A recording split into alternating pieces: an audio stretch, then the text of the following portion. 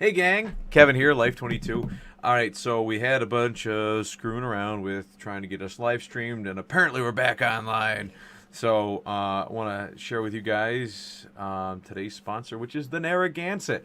The Narragansett, and we have a dual sponsor today. So the Narragansett is a delicious beer we like to get from Uncle Tony's if you're buying your local. High Neighbor. They're made on honor and sold on merit. And Uncle Tony normally gets us the Pounders. I was on vacation down in Connecticut visiting my mother, and they had a 30-pack of these, and they are delish. The other one is, we tried this out tonight, and they don't seem to be too bad, was the sampler of the Smirnoff Spike Seltzers, and I bought these at the Park & Shop on West State Street, and thought none of you guys would... none of you guys thought you'd hear me say this, but I went to the Park & Shop. I haven't been there since April. Had to meet a buddy. And I went in to grab grab a bite to eat, and wanted to grab something to take home. So I've been trying out different samplers on these things. They're not bad. They're not bad. You can't, don't call me a pussy for drinking them. They're delicious too. So we're drinking the Narragansett to start out with. I wanted to talk with everybody and find out how your No Shave November, ladies, men, anybody who participated. I think the new terminology is vulva owners. Anybody who participated in the No Shave November. How did you make out this No Shave November?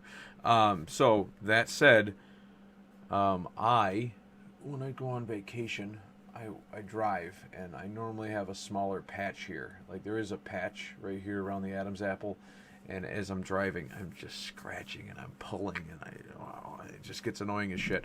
And it sucked that I missed like a week before I should have shaved. Normally I shave like Halloween night before I take the kids out, and this year I did not. So this thing gets rife, and we made it through the No Shave November. And actually, it's the 2nd of December, so I'm going to, I'm probably going to shave this next couple days. And I like to do the Hugh Jackman Wolverine thing, for a couple days, and then I start picking at that. It's like, I just clean shave the whole goddamn thing off, and here we are. So, that said, I also want to touch base with you guys. So, how you made it, how you did it, let us know. Patreon, YouTube, Facebook, Twitter. We're on Tumblr. We're on Instagram. Like, let us know a whole variety of different ways through any of these social media outlets, because we want to know how you made out. Send us a photo. Like, we're on Instagram. We're big. We're professional now, right? I'm like gonna be the next Kim Kardashian, except I'm prettier. And we're gonna do. So I would actually like to do a contest. So everyone take a photo and put it up on Instagram for your No Shave November. I think that's a really cool idea, and I actually just came up with that. So let's do that. I want to see them. I want to see them shared and tagged. I'm going to share them on all the social media sites, and I want to see yours to reply to mine of my No Shave November, and then your follow-up shave, and we'll do that in like a week. We'll give you all time to come up with something to do. Or not. I mean, I'll post it up there, and you have a week to put it up there. That works. Yeah, that's better, because I'm not keeping this shit for another week. I like to call it my Rich Middaw. I start to look like, if I was a little fatter, I would look like Rich Middaw with his Santa Claus beard that he gets every year. If anybody else knows the infamous Richard, he's got this huge beard and the dark like this, and yeah. So, yeah. So jumping in. I don't know why my camera's doing some weird focusing shit. December. We're going to keep December the same as we did last year. And that might be a surprise, or it might be a relief to some of you guys, right? Like, don't back down December. Don't take shit from somebody. You sat at the Thanksgiving table and you took shit from Grandma. You took shit from Aunt Betsy because you decided to wear a mask and they don't wear one, or you don't wear a mask and they wear one. And that's the current hot topic, right? So, you want to be an adult. You want to be you're a human being, and people should respect you for who you are. And you don't have to let them shit on you. That's it. So you can just stand up for yourself. Just remind yourself to not be a little wimpy pussy throughout the month of December, right? Like you're sitting down, it's Christmas dinner now. And I think I used this example last year. I don't think I used Aunt Betsy. I don't have an Aunt Betsy, but Aunt Betsy sits you down and she's talking about, you know, maybe how you have a whole pile of kids that are outside of wedlock, and she just starts ripping into you. You know what? Guess what? Blazing fingers. Screw you, Aunt Betsy. This is who I am. Normally, I put a polite ass face on and I let you give me your shit, and I don't take no shit in December. There is no shit to be taken in December. This is do not back down December. Stand up for your rights. Stand up for who you are. You may love or hate the way the political scene has transpired after Election Day and how it's come to be to today's date. Listen, you can be you. Be yourself, right? Like, when Trump won, there was people that loved it, and there was people that hated it, and the people that hated it went on to say, like, oh, he's not my president, right? So you can be that person that's like, it's my old senior grandpa right there, the guy with mental disabilities that we've elected to be our president. Whatever, like, just speak your mind. Speak your goddamn mind in the month of December, and I invite all of you guys to be that way. Like, you don't have to be hateful. You don't have to go out of your way and be like, I don't like your opinion. Fuck you. But, like, at the same time, you don't have to let people step on you. You don't have to let people say that to you and be like, fuck you, I don't like your opinion. Like, because that's bullshit. Like, you should not be letting people stomp on you because you have a differing opinion than them. So stand up for yourself. Defend yourself. At the same time, don't go out of your way and berate other people, right? Like, I'm not one of those people, right? I'm not going to berate you for having a bad opinion or a differing opinion. I'm all about dialogue. Let's talk about it, right? But don't let people berate you. And I hate being berated by other people in what you guys will see being listed on the channel in the next day or so. We're at 8%. They're not mask mandates, and they are not mandates. Sorry, I dropped some frames, so I hope you guys still have a good bit rating on me. They're not mask mandates, and they are not lockdowns. Lockdowns are creating more suicides than like, you know what I mean? Like, you look at the, like, all right, so to go to the real numbers, like, right, to go to the numbers, I was staring at them because last night I was looking at it and I was like, because I keep hearing these news articles about how Florida is doing stellar. And then one of the councilmen, and it's been eating at me all goddamn day. One of the councilmen points out that, like, and I'm on my phone, I'm still at work, so I'm using my phone to zoom into the city meeting, and I don't have time. And I don't have the ability to sit there and cancel off of the meeting to go and do some YouTube, some Google, because so-and-so's at home and can look at his phone and his iPad, and or computer, desktop, whatever. Like, if I'm on my desktop, I can do both, which is nice. I can do that. I can share screens, whatever.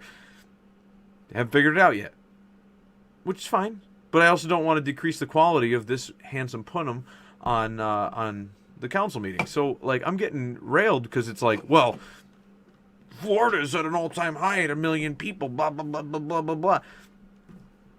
Florida has a slightly higher rate, right? So during the council meeting last night, and I hate to go off on a tangent, this little rabbit hole I'm going on, but this has been eating at me all day. And guess what? It's not your channel, it's my channel, so I get to pick the topics. And this is where I try not to back down. And I took it like a champ. But I spoke up. They were starting naming all, well, we've had 1,000, almost 1,100 people have COVID-19 in our county, and blah, blah, blah, blah, blah. Like, guess what? The entire world's going to get it, because even if you take a vaccine, technically they're giving you a form of the coronavirus in order for you to have the coronavirus, and then, like, if, like, they give you cowpox to get rid of smallpox, so essentially you have a form of pox in order to have smallpox. To the vaccine. So you essentially are getting smallpox because they're very, very similar cousins. And in this, they're going to give you a form of the coronavirus to give you the vaccine to the coronavirus. That's how it works. You get the influenza virus, or they kind of like they create They take last year's influenza because your body can quickly adapt to this year's influenza based on last year's model. So if you didn't get it but you took the shot, like you've got 2018s and then they give you 2019s in 2020. Like that's how it works. So you're going to get it. You're going to get it. You're going to get it. You're going to get it. Everybody's going to get it. Regardless, whether it's in the shot form or you actually get it on the street, and only what is it, 10% of people are going to actually see symptoms, and 0.001% are going to die from it. And so these are still the numbers, and those percentages are holding true. And that 10% is not like you're going to get symptoms like you're going to die. Majority of that 10% of people showing symptoms are going to lose their sense of taste. Like it's something dumb. Like, oh yeah, like you don't feel your pinky toe for like a week. You don't lose your sense of balance. You just don't feel your pinky toe. Like it's just something dumb that like, okay, well that sucks. But regardless, God damn it, I went on a tangent. Lost. I'm trying to climb back out of this rabbit hole to go to the other side of the rabbit hole. All right. So, what really just pissed me off was the fact that like these people are just pulling out numbers, and then like, okay, well, there's so many people in the county, and there's these blah blah blah, and the county health department has all the numbers on how many people that have been reported cases out of that almost 1,100 or 1,100 or whatever, 1,200. And they've got those numbers, and they also have, were they asymptomatic? Were they not asymptomatic? If they were not asymptomatic, did they show signs of just losing their sense of taste? Did they need to be on a ventilator? Did they not need to be on a ventilator, but they had a really bad case of pneumonia-ish? And there's all these different things that were not read to us last night because they have them, but they don't like to release that information, right? We're the general public. We should know all of the information. But then going to refute that certain alderman's quote, which was that Florida had almost 1 million cases, and now after today is 1 million cases, and New York had 650,000 cases. New York's population is almost 2 million people less than Florida, which is surprising. You know, like that's surprising, but it's 2 million people less than Florida. And Florida had almost half the deaths. They were like 47% less deaths than New York, even though their population is so. And Florida, for the entire period that they've been doing this, have had very limited lockdowns and mask mandates. They learned quickly that it was not working, and in most countries it's not working. The lockdowns, they're not changing it. The virus is doing its own thing regardless. It's like if you were to say, well, everybody has to piss outdoors to stop the coronavirus. Like see how there's no cause and effect there. Like the sky happens to be blue today, and the coronavirus is on an all-time high. So what we need to do is we need to change the color of the sky. Like, no, the color of the sky has no effect on the coronavirus. I mean, assuming if the sky was, like, the sun was out and it was all blackened and we can't see anything and substantial life on Earth didn't exist, then yes, I would assume plant life dies and everything else dies and the climate drastically changes like that, the virus would mutate and probably die off, right? Like it's like killing the flood in Halo, right? If you kill all of biomass within 7 galaxies, there's nothing for it to eat, so it would die. Yeah, that's a great example, but it's not a cause and effect. You had a shitty day today and you got in a car accident. Now let's talk about the cause and effect. The car accident was caused because some other kid was texting behind you and rear-ended you. Okay, you having a shitty day prior to that had no effect on the fact that that kid was paying attention to his cell phone. See? You had a shitty day.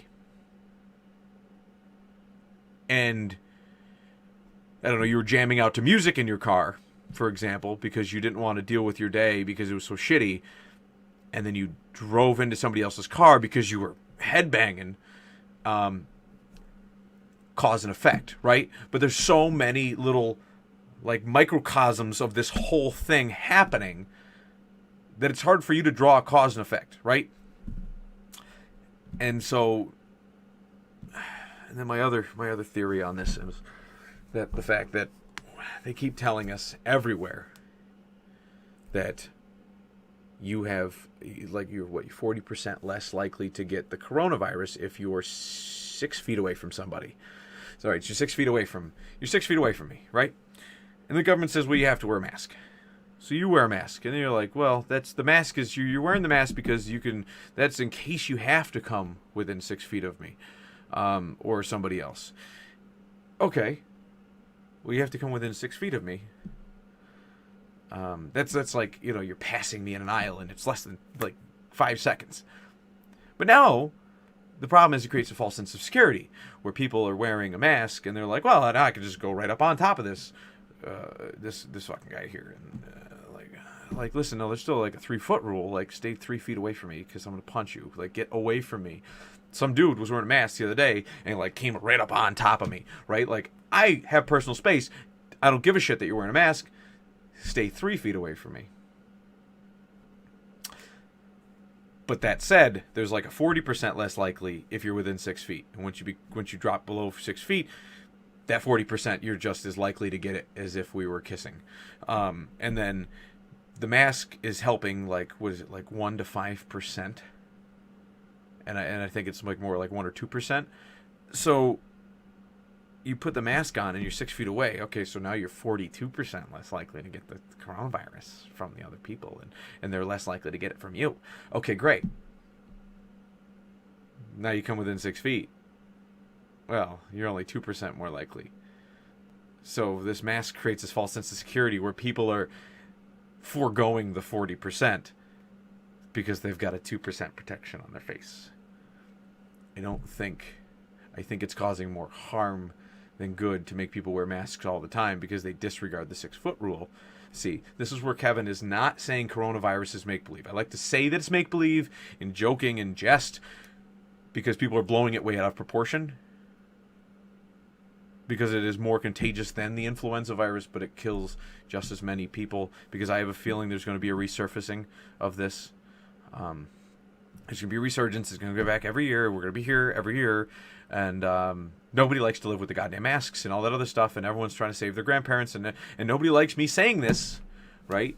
But at the same time, you have to hear it, because, listen, if I'm 80 years old and you put me in a nursing home, I just want to die. I don't want to be in a nursing home. There's very few people that you will see in a nursing home that don't want to die, unless they're mentally checked out, at which point they don't know that they're still alive. They just think that they're meeting their maker, or wherever type of heaven or whatever they've acclimated to. They don't realize, and so nursing homes essentially are filled with people, filled with memories of people that once were who they thought they were, and then you won't let them die. And that's my theory on nursing homes. And so essentially this entire thing that has crippled our economy, my economy, your economy, all of our economy, for my kids, your kids, is that we've just crippled that. We're constantly crippling and destroying our economy to save your grandmother, your grandfather, your parent who's not mentally there anymore. We're so sick that if we didn't have technological advances and we lived in the woods, we would have left them behind as we went to go forage for other foods, and some other animal would have came along and eaten them, because it's not practical to take care of them after they hit a certain age, which used to be like 45 that most people were dying at, and we're sustaining people at 72, I think, is the life expectancy of human beings. And now everyone's worried that the average life expectancy of human beings is 72, and I believe that's women and 70 is men. And we're not supposed to discern the difference of men and women, so excuse my faux pas. But the people that are dying in nursing homes are in their like 80s and 90s, so they've far exceeded their life expectancy. And now something that can't kill a small child is wiping out somebody who should have been dead 8 years ago, or 18 years ago, depending on their, you know what I mean? Like, and some of these people are very viable, but they're very old. Life expected human, you don't just keep putting surgery on a 12-year-old dog that's a golden retriever that has a life expectancy of 10 and hope that they can make it to 20, because it's a miserable 20. It's a miserable 20. And so, like, some people, coronavirus is a saving grace because they should have checked out years ago. And I don't want to belabor this point, and it makes me sound more and more like an asshole as I go on. But, so, that's it. Don't back down December. Tell everybody to get fucked if they start breathing down your neck. Don't let people back down your shit. Don't let people jump down your throat. And I'm sorry, I'm trying to combine, like, podcasts, because I wanted to do, like, a series this week, and now I'm just putting it all out there for one. Probably because I won't have time to do another podcast this week, in addition to the council meetings and everything else. So, yeah, no, don't, no shave November. We're gonna do that. We're gonna do that. The photo challenge. I want to see how you guys all turned out. I want to see how many of you guys actually participated. Some people just participate on their own. It's like a hunting thing. For those of you who don't know, I got into hunting when I was 16. Got out of hunting because, I don't know, 16, like, beer was more important. And then we got into last year I got into bow hunting, thanks to the great Joe Rogan. I thought, he mentioned it, and I thought it was a great idea. I thought, man, wow, like, bow hunting, like, that's so animalistic. I love it. And so, but then last year was election season, and I went out door to door in October and didn't get a chance to go bow hunting. And I went rifle hunting, and then, like, still didn't have the experience I wanted, and blah, blah, blah, and didn't see anything. I heard some deer sniffing me, and they ran away. Didn't see any, other than on the side of the road, and that's not legal. So guess what? Didn't get any deer last year. This year, I got a deer during the first couple days of bow season, and then I got a buck opening day of rifle season. And before rifle season opened, I hosted an online seminar here at the house where we had kids come, and they took the online class through New York State and got their hunter safety classes. And a lot of them were too young to actually go out hunting, but at least, and then a lot of their parents more or less the kids didn't care to hunt, but we wanted to get them gun safety training. We wanted them to see, like, hunter safety is all about gun safety for the most part, and then that's really what we wanted. So my 12-year-old took it, her best friend took it. We had another couple kids signed up that didn't show. Their parents, under the same guise, wanted that to come forth, and then another young gentleman came and took it, and then I took him out opening day, which was awesome. Like, he was super excited.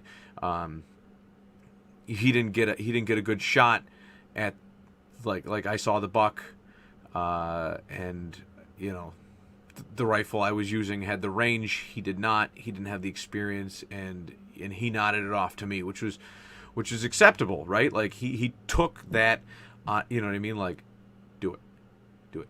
And, like, he was excited that he got to go out in the woods because he didn't think he was going to see any deer either. And he saw something on his first day out in the woods, and he was super excited. And I shot it at 150 yards, and I was kind of depressed. I was like, man, did I miss it? There was no blood on the ground that I could see, and he found it. He found the blood on the ground, and then he started tracking the blood trail with me, and it was a very, very cool thing. For those of you who hunt, and just getting kids involved, and even just the outdoors, like the girls who took the class, that, like, my 12-year-old and her friend, they wanted to go walking through the woods, right? And all right, it's opening day, right? We're not going to take a bunch of kids walking through the woods on opening day of gun season. So in a couple weeks, they'll probably go through walking through the woods, or we're gonna actually try to set something up for the spring. We're all going to go, you know what I mean? Like, we're all just going to go on some nature hikes. And I think that really got a lot of kids into the outdoors, as well as training them in gun safety. So where I just went on a rant about, like, you're killing your grandmother, like, 5 minutes ago. Like, I'm not a jerk. Like, I'm all about, like, providing people with tools and instrumental, and I might have different forming ideas than you do, but please don't hate me because I don't have the same ideology as you, and maybe I do. But either way, like, this is where we need to agree to disagree, and people take that term way too, like, they just use it as a cliche, and like, what's this agree to disagree? I believe another alderman, who I will bring up in another podcast coming up, brought that up last night, and it's like, I wasn't disagreeing with you, I was just talking about the narrative of the facts you were stating. Like, you can't just start naming off how many people died from COVID-19, because you got to add something to it, like 12 people died of COVID-19. Oh my God, 12 people. That's a lot of people. I know 12 people. Like, what if that was 12 people that I knew? And blah blah blah blah blah. And well, yeah, that's great, but that doesn't give you any perspective. It doesn't give you a proper narrative. It's just how many people died, how many people have it, right? Like, that's so okay. So let's agree to disagree. But we weren't disagreeing. We were just talking, right? There's a discussion, a dialogue. So, anyways, it's getting off track. So that was very exciting. For shout out to young Jaden. And we'll take you out before the season's over, and we'll get, you know what I mean, like, he'll get his first blood. Everybody's got their time. Listen, I was 16 when I first went out, didn't see shit. I tracked a bear for quite a bit of time, and didn't find anything. And then I kind of gave up on it, and with more people willing to take kids out, you know what I mean, and like take them out, show them the ropes, get them excited about it. You know, Jaden will have his first blood here in the next couple of years. You know, maybe next year, maybe this year. You know what I mean? You never know. So, but good for him. And you know, so No Shave November ended. Don't back down December. And I feel like there's something else. No, I feel like we have more political shit coming up here local, and I want to talk to you guys about it on upcoming podcasts. And we've got, I know I'm going to call him here in a minute, but should have been Alderman-elect Mr. J.R. Benyon. We're getting on the podcast, and so that's a shout out to you, Mr. J.R. And then we've got to talk about what political foes and wrongdoings there were in that one, as well as maybe we'll get into a few other things like the city's upcoming police reform committee. I know that's a hot topic. People are complaining about different issues that are going on with the city in that regard. I know the mayor is naming next week, you know, the members of that, which will be exciting to talk about and see how that comes out. And if I can get in on one of those meetings, you'll see a recording of those as well, which would be super exciting because I have a feeling that those are just going to be an amazing thing for you guys to get first on. And we'll probably be live streaming. It'll probably be a 360 camera like we do with most of the council meetings that I'm there in person. But we'll see. We'll see how they pan out. And we'll catch you guys on the next time. Don't party too hardy. And hello, neighbor. How about a Gansett?